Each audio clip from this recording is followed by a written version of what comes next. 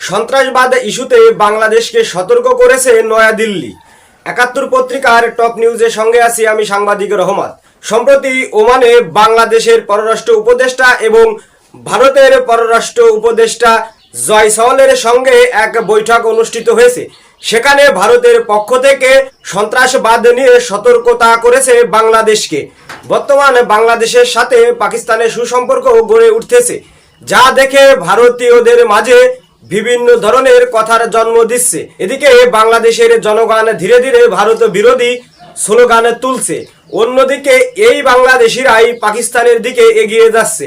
এর কারণ হচ্ছে 1971 সালের পর থেকে ভারতের একচেটিয়া আগ্রাসন বাংলাদেশের মানুষকে অতিষ্ঠ করে তুলেছে। পাকিস্তানের বিরুদ্ধে সত্য মিথ্যা বলে বাংলাদেশিদের মাঝে বিভ্রান্তি ছড়িয়ে দিয়েছে।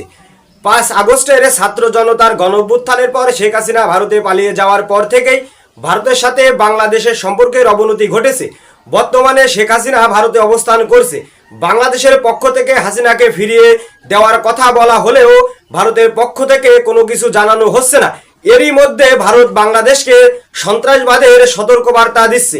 আসলে আমরা জানতে চাই, সন্ত্রাসী কারা? সন্ত্রাসী পাকিস্তান না ভারত?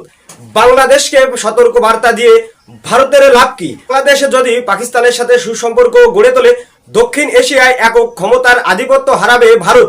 এই চিন্তা থেকেই বাংলাদেশকে আগে ভাগে সন্ত্রাসবাদের ভয় দিচ্ছে।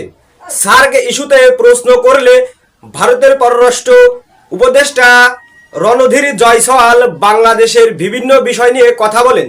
বাংলাদেশের সাথে বর্তমান ভারতের সম্পর্ক অনেকটা তলানিতে, কারণ স্বৈরাচার হাসিনাকে ভারতের বিজেপি সরকার অবৈধভাবে আশ্রয় দিয়েছে। ভারতের কোনো রাজনৈতিক আশ্রয় আইন নেই, না আছে কোনো উদ্বাস্তু আইন। ভারতের আইনে বলা আছে, যারা আছে হয় তারা ভারতের নাগরিক, না হয় তারা অবৈধ অনুপ্রবেশকারী। তারপরেও ভারত মিথ্যা কথার ঝুলি ঝুলিয়ে বাংলাদেশ থেকে আওয়ামী লীগের সদস্যদের নিরাপদে আশ্রয় দিচ্ছে নয়াদিল্লি।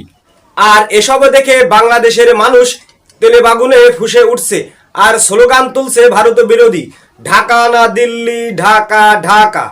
এই স্লোগান দেখে ভারতের টনক নড়েছে।